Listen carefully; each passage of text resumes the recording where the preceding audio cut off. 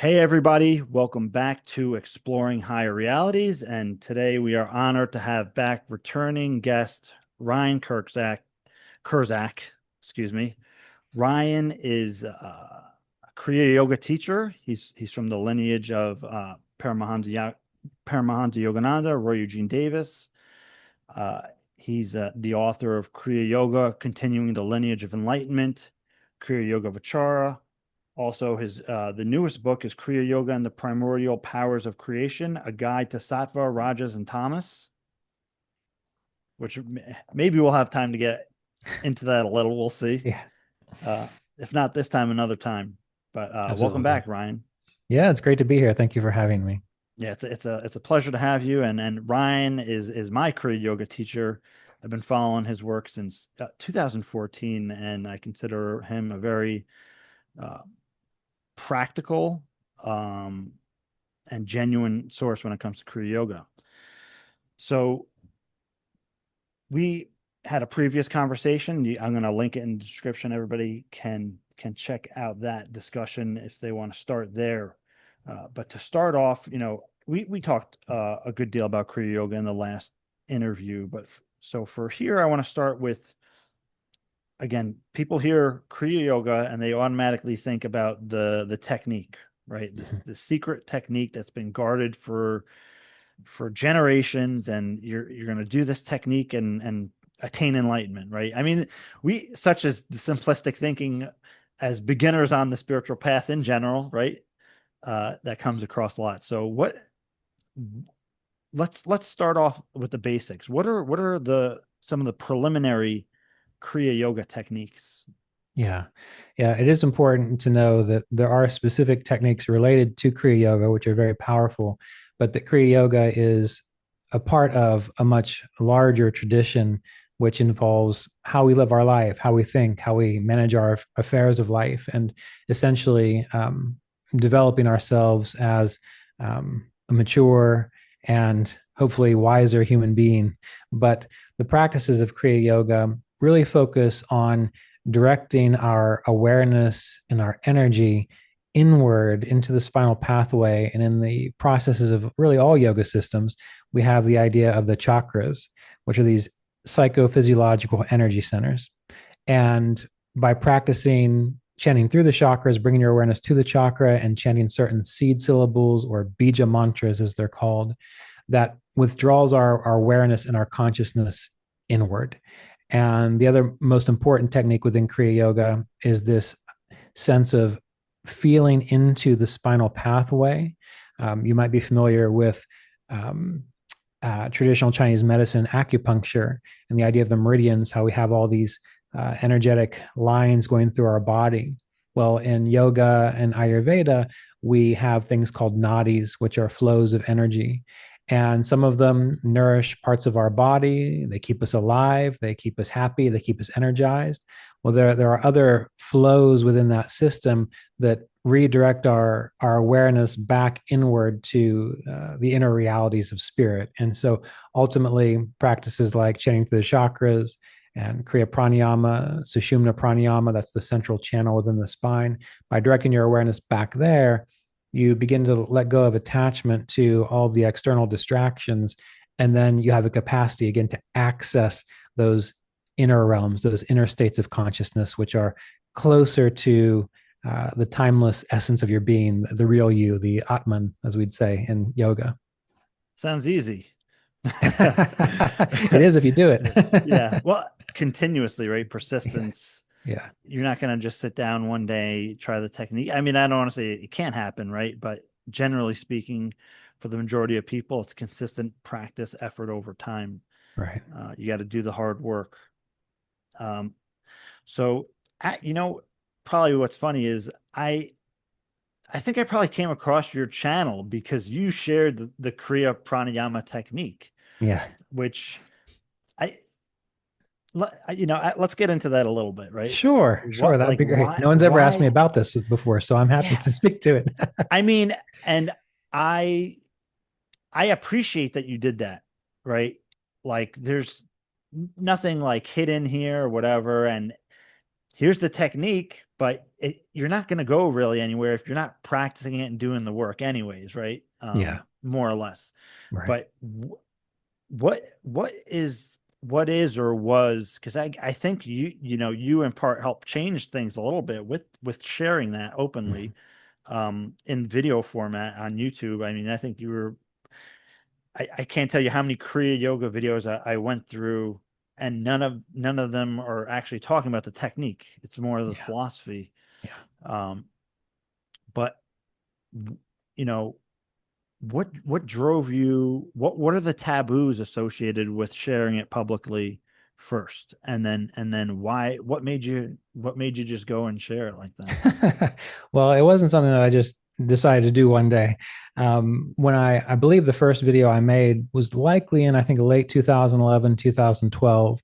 And by that time, I had been practicing Kriya Yoga for, well, 12 years. And I had been ordained to teach probably for about 7 years because I was ordained in 2005. And there's a few things that kind of went into this. Number one, as you mentioned, I really like to be a practical person. I like to see how things work, and I like to share things that do work and avoid the things that don't. And I observed that whenever I would go on retreats, whenever I would meet people, and not just in the Kriya Yoga tradition, because there are other traditions that have their special secrets. And I would observe the people who were caught up in this idea of secrecy. And I would observe the people who were simply doing their practice, or they might not even have the secret practice, but they were sincere in their meditation. They were doing their best with what they had. What I noticed is that those people who were quiet and sincere, even if they didn't have, as you mentioned, the secret technique, they tended to exhibit a greater capacity for clarity, peacefulness, wisdom. They seem to exhibit a greater capacity for inner poise and grace. And I noticed that. And just as time went on, I started to think to myself, why is it that we make these things so secret? For that reason, but also because the techniques themselves really weren't that secret. For example, there's a book here. Just so happens I have it with me. It's funny that you're asking about this. Swami Satyananda Saraswati's course on yoga and Kriya. And I believe this was published in, let's see, 1981 was the first edition. And in this book, while it's not necessarily Kriya as it relates specifically to our tradition, the process of Kriya as we know it is in other traditions.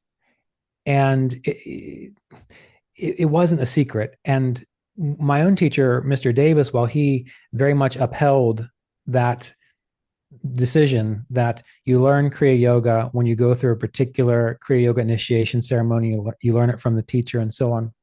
So he didn't necessarily just broadcast it to the world like I did. But when I wrote the book and when I did that video, I was expecting that I was going to get quite a lot of concern from him about it. And the book that you mentioned, Kriya Yoga Vichara, that's where I had written it out, and even some of the higher techniques. And when I went and visited him, I had sent him a copy of that book, and I was ready for him to just lay into me. And in that book, I talk about the guru as well. I talk about the relationship to the guru and how important that is, and also what it's really like, or what it can really be like. You are still dealing with a human being. And so I'm ready for him to really lay into me about the techniques.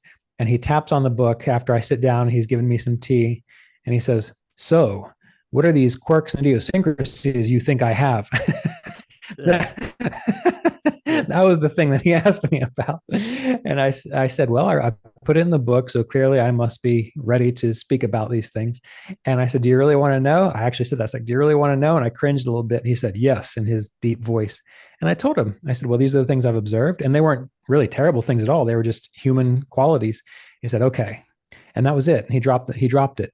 And from that point forward, once he became aware of the video that I had done as well, he never brought it up to me. And as time went on, he told me, he said, well, at least someone actually associated and a part of the tradition, the lineage, is doing this. And I don't know. I mean, he was a very, very smart person, very forward thinking in many ways. and YouTube, the internet was really starting to get its energy going. And I'm sure he knew, much like I felt the same way, someone's going to do it. Yeah. And if you Google Kriya Yoga now, Kriya Pranayama, you have all kinds of people talking about it, probably even telling you how to do it wrong, making up their own stuff, doing it their own way. And that's fine. We all need to do our own thing. But as he mentioned, it was better that it was shared by someone who was actually a part of the tradition.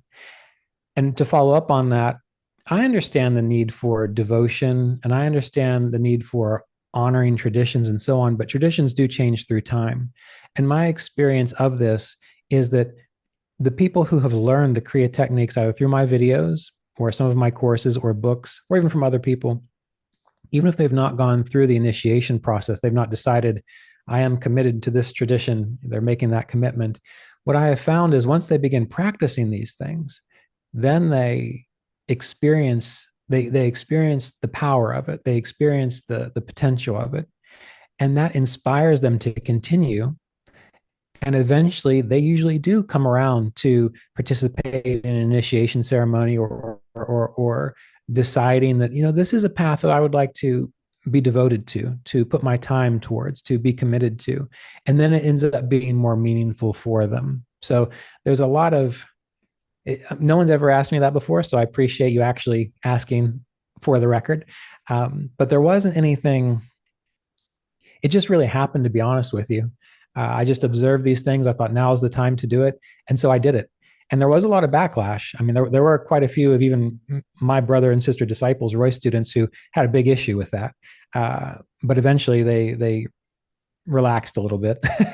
and they still follow that procedure where they only teach it, within the actual process of initiation and so on. But we've been able to be friends and we've been able to continue our spiritual friendship together despite that. Yeah, and I appreciate that you shared it, and it's my feeling that this, it's the day and age that we're in, right? That I think has more to do with transparency and building new structures and breaking away from older structures that no longer serve us in a different day and age, and we're basically in a completely different world. Because Right. again, 2025, who's going to tell me how to do Kriya Pranayama? AI, right? Yeah, I'm that's going to right. go in, type it on Google, and Google's going to tell me how to do Kriya Pranayama based on all the information it's feeding off of, but it's not going to have the context, I think. I mean, don't get me wrong, AI, it has some great benefits and it does good jobs in some places, but it doesn't. And if we're going to talk about the traditional aspect and even some of the Kriya Yoga philosophy, the idea of transmission and empowerments, um, and again, like you mentioned last time, is the morphogenetic field effect, right? Mhm. That goes along with that is like a non-local transference of wisdom, knowledge, insight, energy, and whatnot. But yeah, just so people are probably wondering now, what is the Kriya Pranayama technique, Ryan? Yeah. Well, you can go to my video that I released. Which I'll link. I'll link. You have a few of them, but Yeah, they're all good. many years ago, and it was a long time ago. And as James and I were talking about, it was when all you needed was kind of a not very good microphone, so the video is not that great, but the information is there. Essentially, the process of Kriya Pranayama is you sitting, being quiet, focusing your awareness inward, feeling, using your body awareness to feel into your spine, from the base of your spine all the way up through the spinal pathway, through the neck, and into the skull and into the brain. Learning to sense that, and then you're essentially linking your breath up to that. So as you inhale, you are gently feeling or imagining, if that's all you can do at the moment, imagining this current ascending up through the spinal pathway, almost like it's illuminating the brain, and then descending slowly back down, soothing back down through the spinal pathway. There are variations of it, but that is the essential process of the technique. And again, what it's doing is it's withdrawing your awareness inward.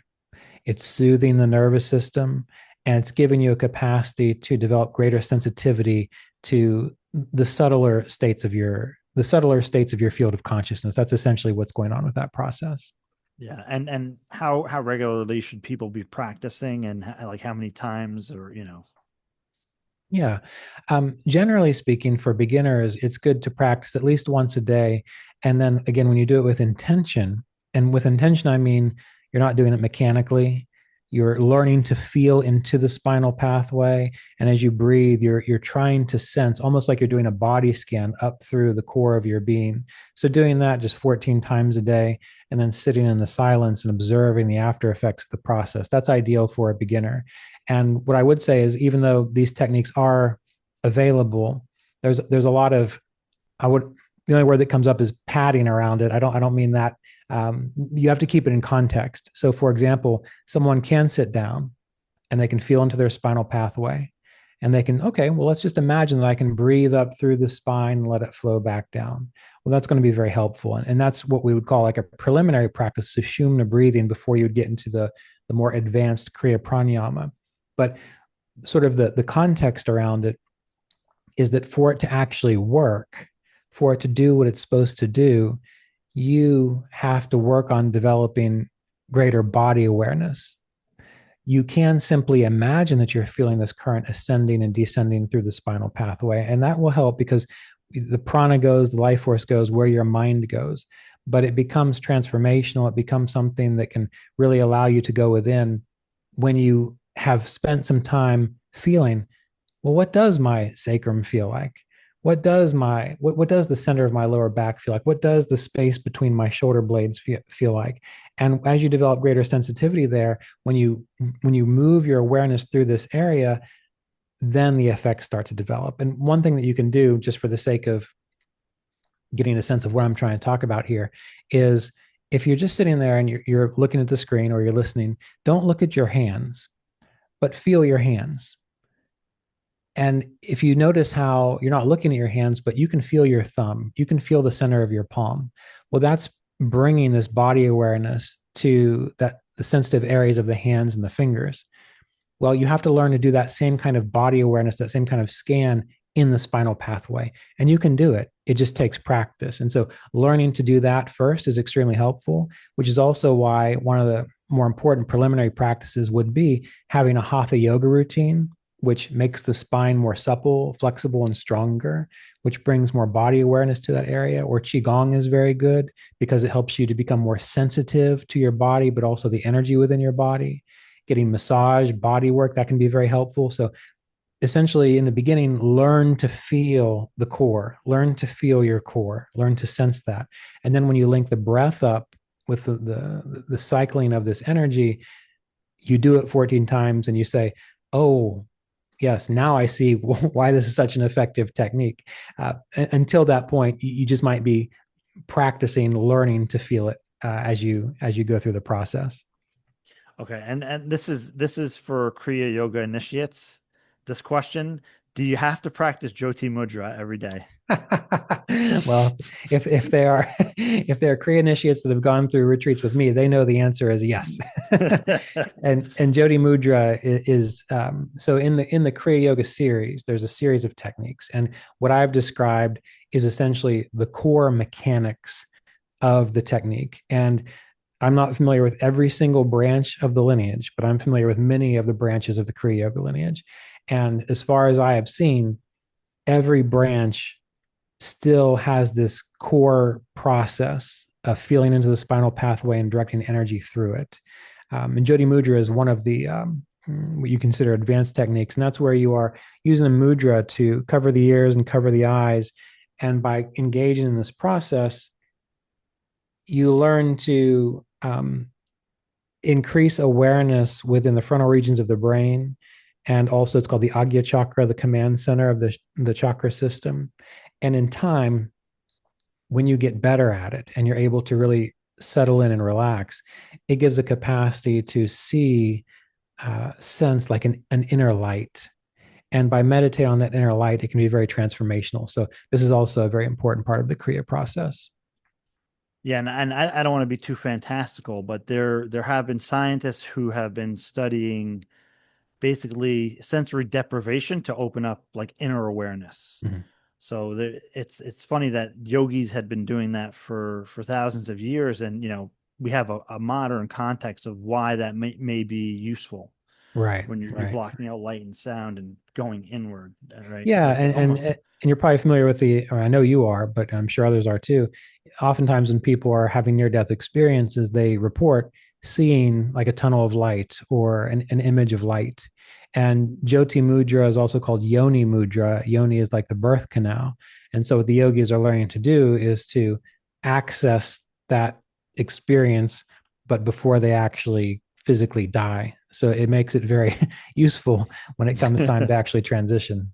Yeah, and it's almost like a physical version too of pratyahara, right? Where Yes. you're canceling out to some extent the outward manifestations and going inward. Um, I do want to pivot a bit here, even though we can do an entire podcast probably on this aspect and the next aspect that we're going to get into. But I want my listeners to be familiar with this because it's, I first came across it through your work in combination with the holy science, Mm. which believe I read the same year initially I started following your work. You probably had mentioned it in either your book or one of the videos that you did, and so I Yeah. was doing the Kriya practices, and I read that on one flight. I burned through that book on the way there and the way back, Mhm. and since I've been fascinated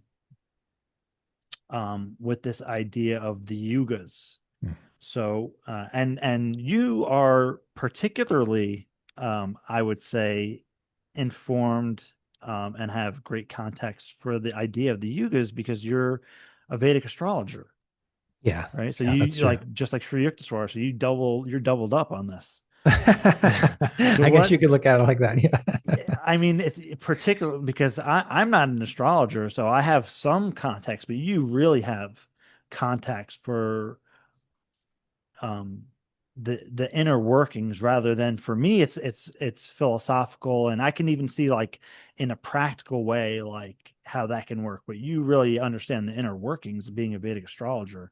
So what is a yuga? And Uh, then we'll get into the what the yugas are and sure, sure. Yeah, I know a little bit about these, and it's a mind-boggling topic. So I'll do my best to to explain it.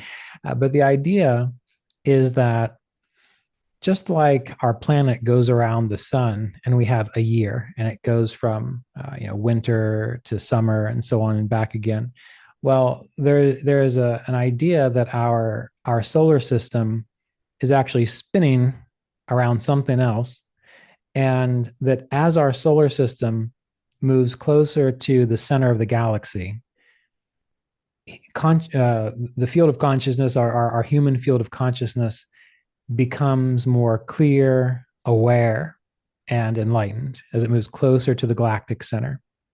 And as our solar system moves away from the galactic center in this orbit, that human consciousness becomes less aware, and it becomes less sensitive, and it becomes more crude in a way.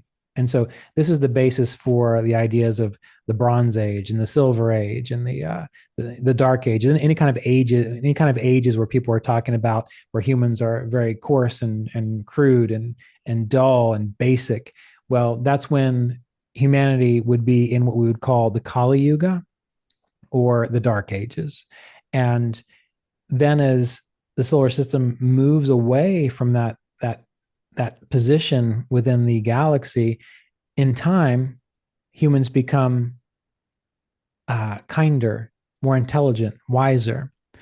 And this happens in a 20 around now, there's some wobble in there, but it happens in a 24,000 year cycle. And so we've got 12,000 years of moving towards an age of enlightenment, and we stay in that age of enlightenment for a bit. And then there's 12,000 years of moving away from that age of enlightenment. There's a really great Netflix series. What's that fellow's name? It's called Ancient Apocalypse. Are you familiar with that? It James. sounds familiar. It sounds Yeah, familiar. and you know the guy, he's very much into the whole archaeology and how they've got all the timelines wrong. But anyway, Grant Hancock? yeah, that's it. Yeah, yeah, Yeah. yeah. So he He's has an interesting series. I like the series, but he really harps on the, you know, everyone's wrong but me, which is okay because he might yeah. be right. Yeah. But the idea is that there were cultures which were more advanced than us. And for example, if you look back through our history, we have just come out of the Kali Yuga, the Dark Age. Oh, I'm Yeah, sorry. Is this I want to say it might be is so this is we're talking about I guess Sri Yukteswar's yeah, perspective that not everybody is on board with, right? I mean, right. I certainly jive with it. It makes perfect sense to me and how he describes it. I think Yeah, it's valid. yeah. But it's a controversial idea. Yeah, I'm going to say it's a controversial idea. The reason I can't comment on that really well about how controversial it might be is because while I understand uh, the bigger picture, and that is that there's an idea that these yugas are huge. We're talking like Hundreds, yeah. millions of Yeah. years of difference. But what Sri Yukteswar discovered was that there was an error in calculations.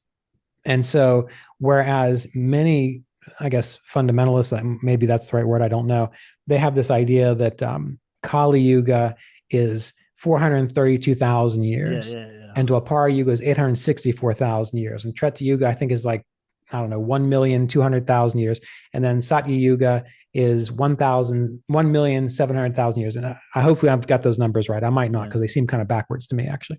Um, so there are these huge cycles, which means that we could be stuck in a Kali Yuga for 432 years and we're not going anywhere. Yeah. And I have not actually studied that well. Once I learned what Sri Yukteswar taught, that just made sense to me and I stayed with it. Yeah. Okay. So the only thing I can really speak to is Sri Yukteswar's cycles with any bit of sense, and that's even very minimal. But Sri Yukteswar has these periods that are 24,000 year periods. And as we came out of the Kali Yuga, I believe it was around 1700. So what's that? Maybe 3,000 years ago or 300 years ago or so.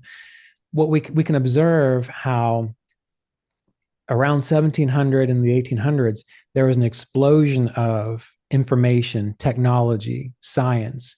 I mean, even in the last 40 years, those of you who have been alive that long, we've gone from little phones that you have to dial to things that you can hold in your hand that are more powerful than any computer that I had when I was, 15, Yeah. right? Yeah. And so we've seen this explosion.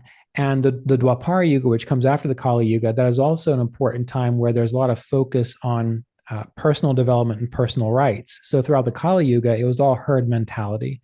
That's why we had kings. That's why we were ruled essentially by the herd in a way. But after the 1700s, we started to focus more on civil rights, rights for everyone. Not everyone was a serf or a slave. After the 1700s, things started to shift and change. And so now we're seeing that how everyone wants to be a superstar, everyone wants to be known for exactly what they are, and their personality is the most important thing. So as you go through these yugas, there are these characteristics. A Kali Yuga, you're focused on basically having babies, surviving, and war probably, and not dying from a plague. That's probably the things that you're focused on in the Kali Yuga. And then once you get out of the Kali Yuga, then the focus is on becoming somebody. Even when we think about people who make very little money compared to how people lived 400 years ago, people who make very little money can live like kings and queens, again, compared to a long, long time ago. And this was really brought to my awareness when I visited Scotland. I think it was Edinburgh, and we took a tour of the old city. And the old city, I believe, is like buried underneath the new city. And they were showing a room probably smaller than the room I'm in right now. And they said like a family of 15 would live here, and the light was from a fish oil lamp, and twice a day you took your bucket of your toilet stuff and you just threw it in the street. And that was a family of 15 trying to survive in that environment. And that wasn't that long ago. So anyway, not to get too off topic here, but the idea of the yugas is that human consciousness through 12,000 up and 12,000 back, we go through these cycles. And so we are currently on an ascending yuga, which means that it might not seem like it right now, but human consciousness is becoming clearer, more intelligent. Eventually, in several thousand years, what we consider to be the state of consciousness of Buddha or Christ or other enlightened masters, in that enlightened cycle, nearly everyone understands that. And then the cruel, malicious person is really the outlier. So whereas Buddha and Christ were the outlier in the Kali Yuga, well, it flips to where in the Satya Yuga, the outlier are the people who are sort of small-minded and cruel and petty. Yeah, and it's also interesting about the Dwapara Yuga, which is the Yuga that we're in now, according to Sri Yukteswar, and again, which I think makes a lot of sense, is that we're gradually becoming aware of more subtle realities, right? Yes. Even in the sense of like microbes, right? Electricity, microscopic things, gravity, right? Splitting an atom. I mean, Yeah. we didn't have any sense of that until recently. Right. And so that we are becoming aware subtly of like non-physical realities. And right, our aperture and perception of reality is broadening. Yes. Even if it's through the use of instruments, whereas probably in Treta Yuga and more in Satya Yuga, we'll be able to realize it directly through consciousness. But what about the idea? I was like, oh, so we're in Dwapara Yuga. That's all I can ever strive to attain, right? Right. Or this idea you brought up in one of your videos is that you can be a Treta Yuga individual in the Dwapara Yuga, or a Satya Yuga individual in a Dwapara Yuga, or like, Yeah. Can you share a little bit of the thinking behind that, where we're not, I mean, we've incarnated, if we're going to talk about reincarnation and whatnot, into a yuga that suits us Yes. beginning, right? That Right. we're in this yuga because that's apparently where our level of development is when we came here. And but we can move up through those kind of archetypes, if I want to say that. Yeah, absolutely. A very good point. So where to start with that? Let's see. So first of all, when I talk about reincarnation, I try to make sure that people understand that to me that's a model. To think that you're born and you die and you pop back up again, you're born and you die. I think it's a very useful model and it makes sense with some experiences that many people have had. But I always want to remind people that the way most people think of reincarnation, it's just a model. It helps us understand something that is beyond our human mind, but we're going to use that model for now. And if we have this idea of the yugas and how there's a certain time period where the dark ages predominate, and then we move into the Dwapara Yuga where technology, being individual, personal rights dominates. Then we move into the Treta Yuga where essentially culture understands how to support itself in a very beneficial, benefic way. And then we get to Treta Yuga and the principles that the great sages knew. Everyone understands to live that way, and they don't need all these rules. They don't need all these regulations because they just know what is right, how to be loving, how to be kind, and how to tell the truth, and so on. It's just natural to them. Well, yes, we incarnate into the yuga, or that any point in time that resonates with our current level of understanding. So me, you, everyone who's here right now, we have incarnated into the time and place that we are at because essentially deep down inside, we have issues to work out as it relates to things like violence, as it relates to personal well-being, as it relates to the sacrifice for the greater good, all these things that we're wrestling with in our current culture. We've incarnated because these are the things we are working out, and that's okay. However, if it was just left to that, then it would just be like a machine. Things would just happen. You would maybe figure it out. You'd stumble through. You might make some progress. You might not, and so on. But there is another quality to life, and the best word there is to that for that is grace, I guess.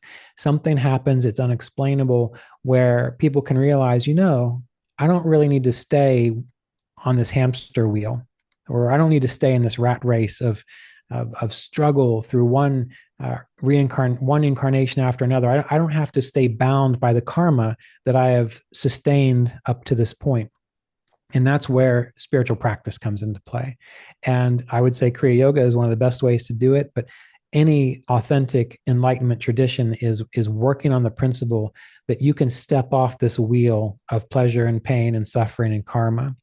And by engaging in practices like Kriya Yoga, by learning to embody philosophies such as the 8 limbs of yoga and the Patanjali's Yoga Sutras, or the Four Noble Truths. I don't know much about Buddhism, but I know that's important. Or even the really important authentic tenets of Christianity, to really embody them and engage those practices, you, in a sense, start to generate your own light, and you start to resonate more with truth, with well-being, with kindness, with greater wisdom, which are all Treta and Satya Yuga qualities.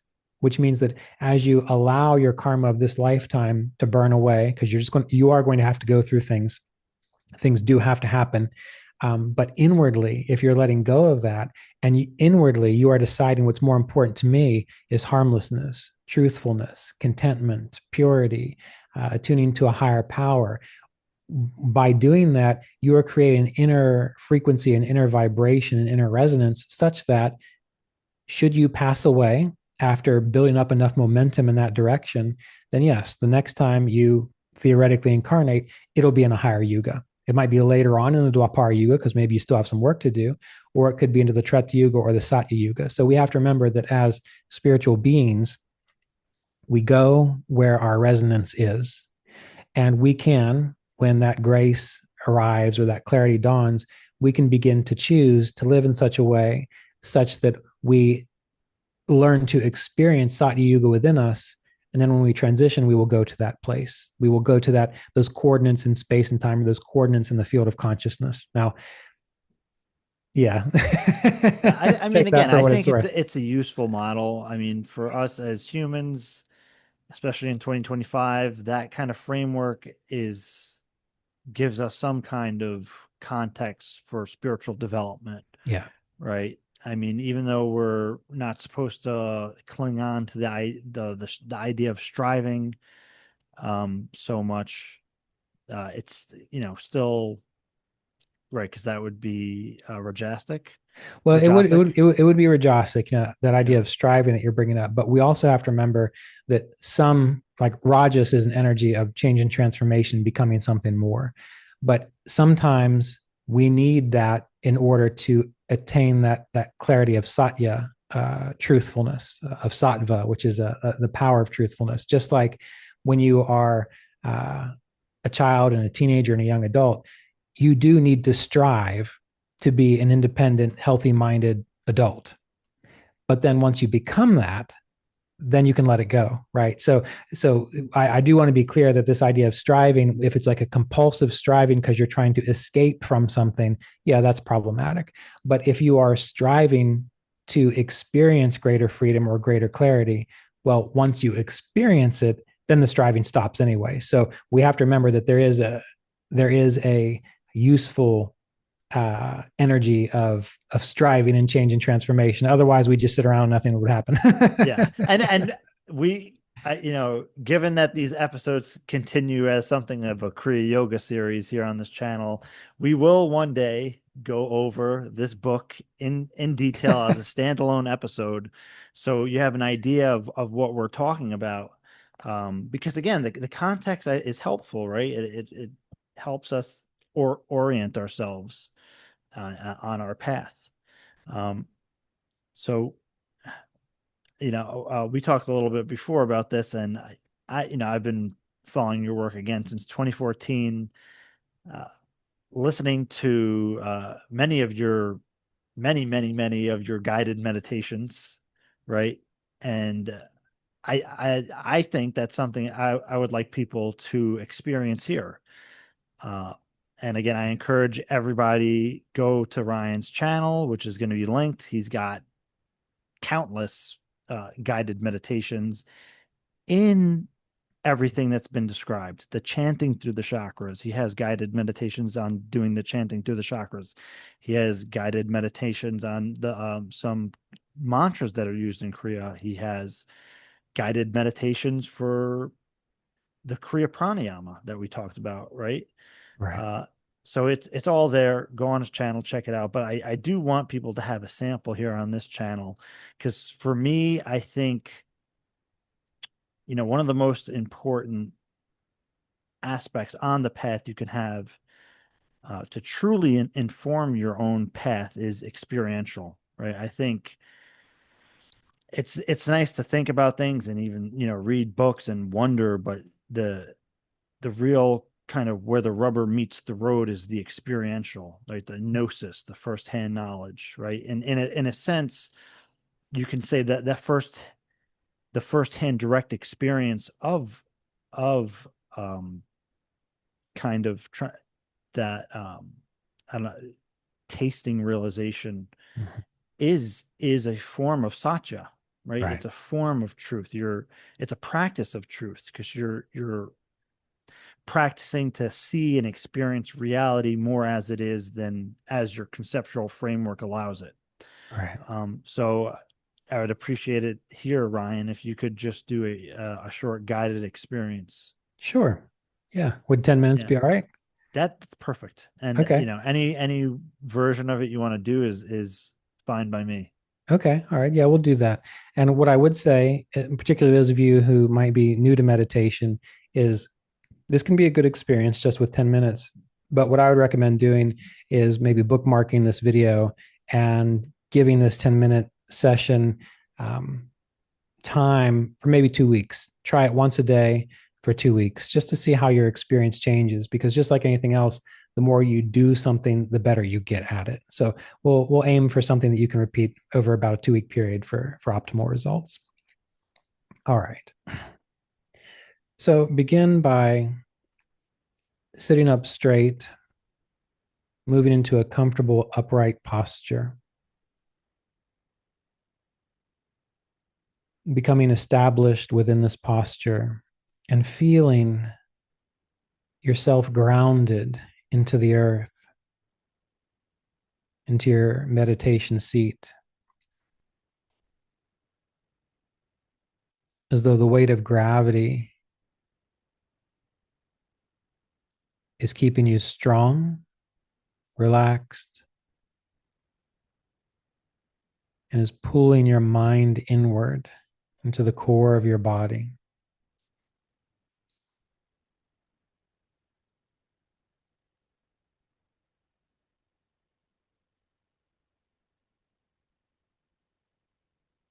And then directing your attention to your breath, using the weight of the body, gravity as the anchor. Feel the breath as it flows in through your nostrils, in through your sinuses, and down into your lungs. And notice how your belly, your chest rises and falls, expands and contracts with each breath.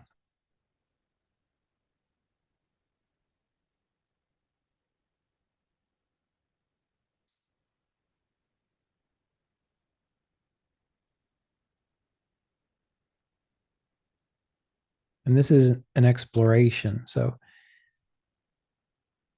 you want to just notice, observe, be curious about how your belly feels, how the skin of your chest feels against your clothing as you breathe, becoming more and more aware of the present moment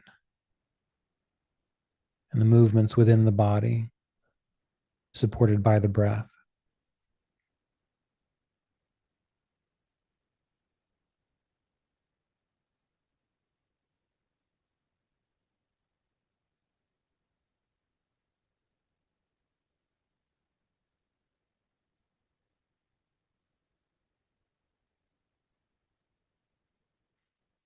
You may notice you become aware of your heartbeat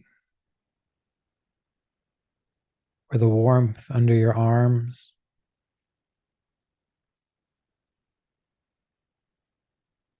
You can even move your attention to the palms of your hands, feeling the warmth, the pressure, the temperature within the sensitive regions of the hands.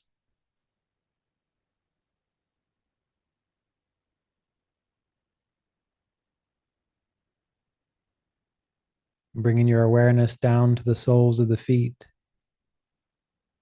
feeling the feet against the floor or the temperature, any sensation within, on or around the feet.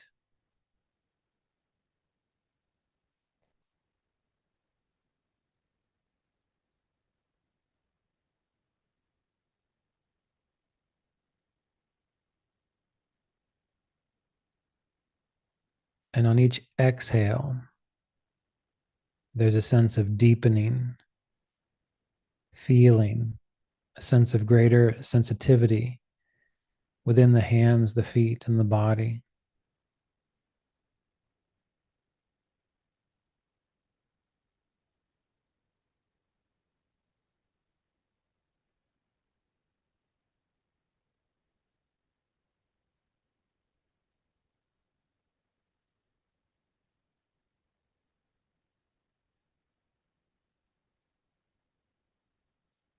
And the breath takes on an energy of its own.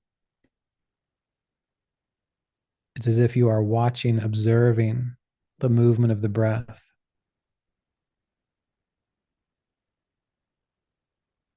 As the belly and the chest rise and fall, and the temperature of the body becomes more noticeable.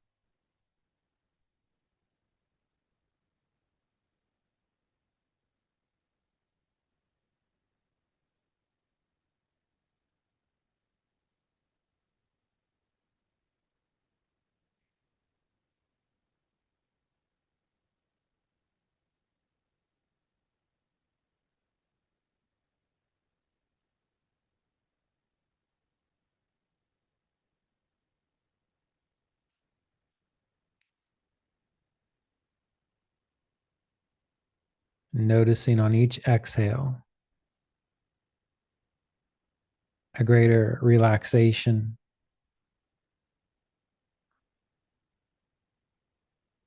a greater feeling of flowing inward.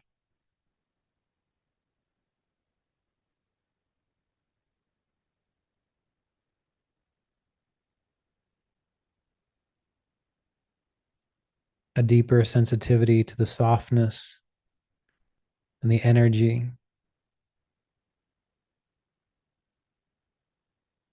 within the boundaries of your body.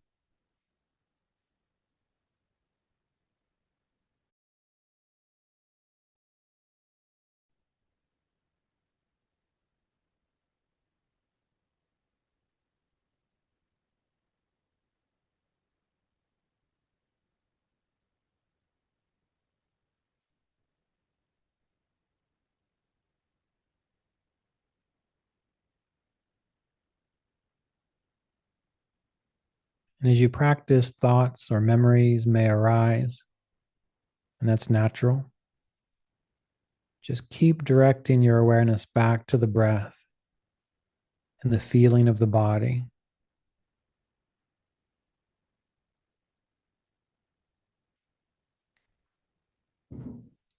And then the next stage of the process.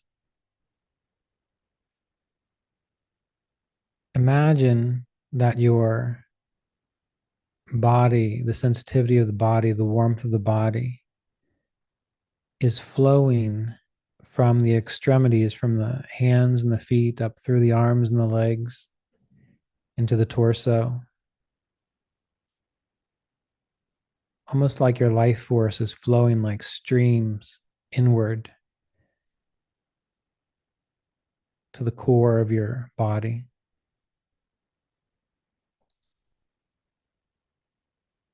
And imagine that you can feel from the base of your spine all the way up through your back, through your neck, and even up into the brain, through the nervous system, a river of life force, a river of your inner energy system. And on each exhale, it's as if that river is flowing gently and slowly upwards, as if you can feel the wisps of the current, a soothing upward flow.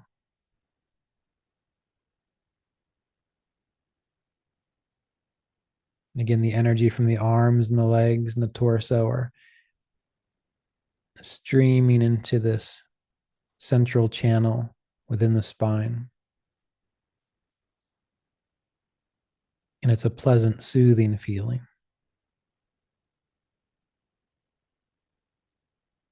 Just imagine what that would be like.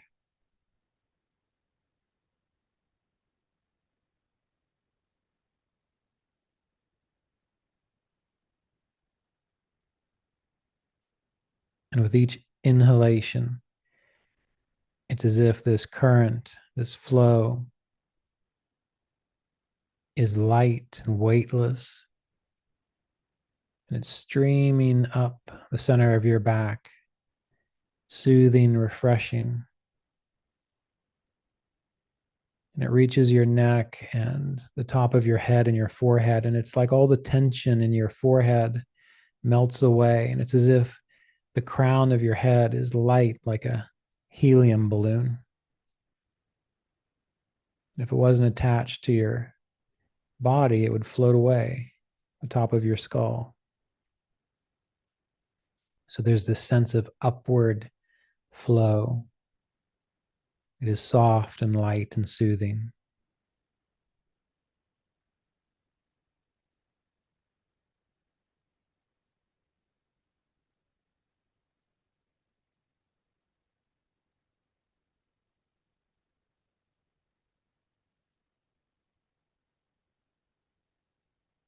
And you can bring a smile to your face. This is good neurologically for you as well as spiritually.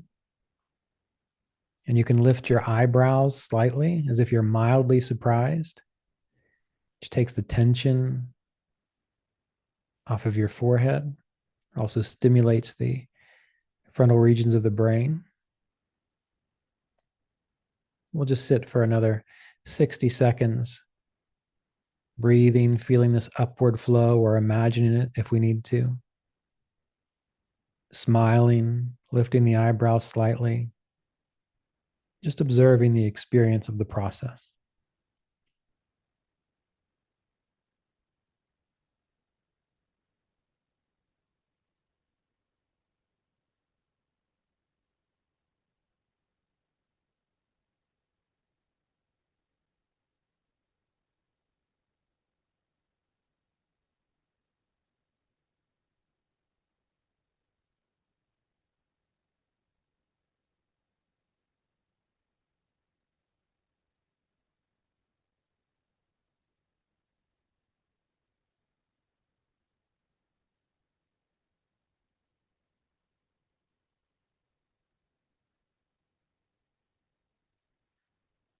Keep the breath fluid and soft.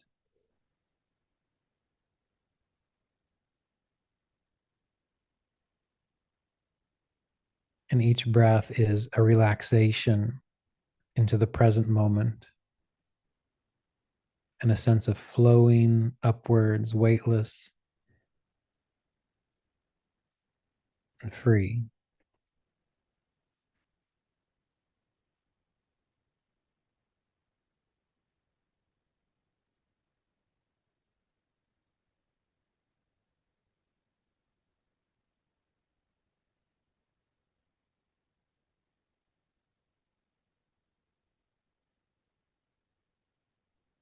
And on your own, once you can memorize this process, you can stay in this state for as long as is comfortable. But for our purposes, slowly let your awareness flow back down as if you're becoming more aware of your shoulders, your arms, your chest and your back,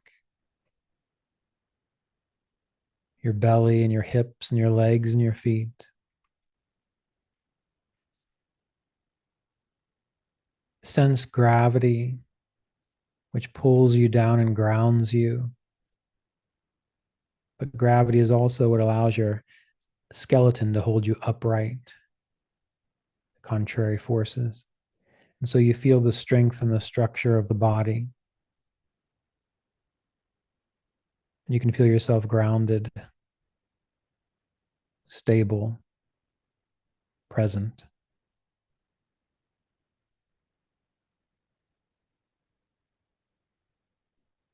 And when you're ready, you can take a gentle, deep breath to reset the system and open your eyes to conclude. Om, peace.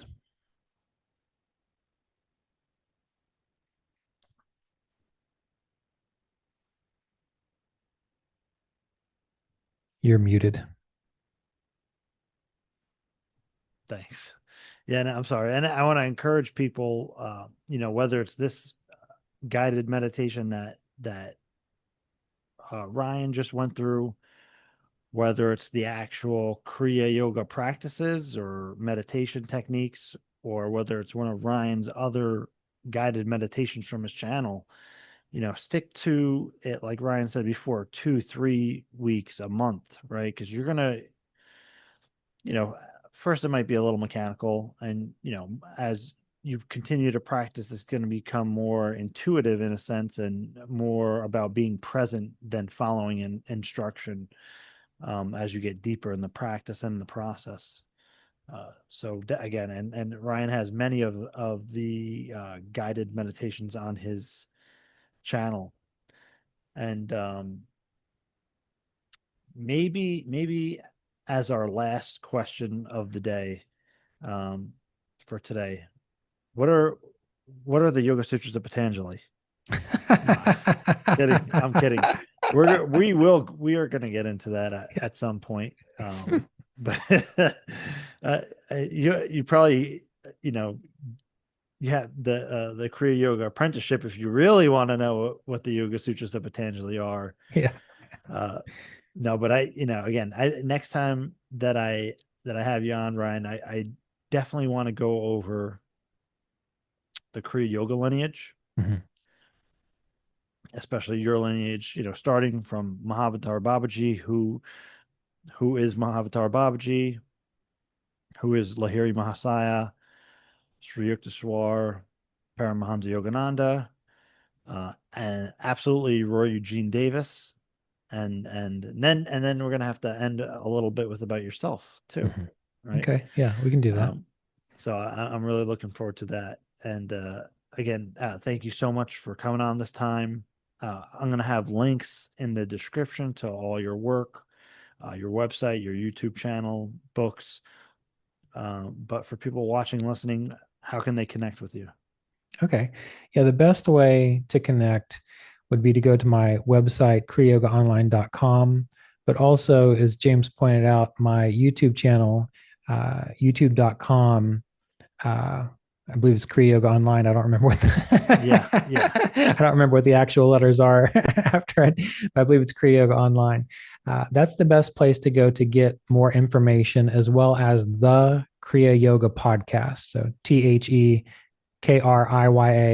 podcast, the Kriya Yoga podcast. The reason I would like you to go there is because, as James had mentioned, as far as digitally, I've had material available since 2011, 2012, from the videos to the podcast. So if there's anything that I've ever felt was important about Kriya Yoga, you can bet I've probably talked about it in detail in one of these ways. So those would be the three best ways to find out more and to stay in touch. yeah. And again, I'm going to have everything linked.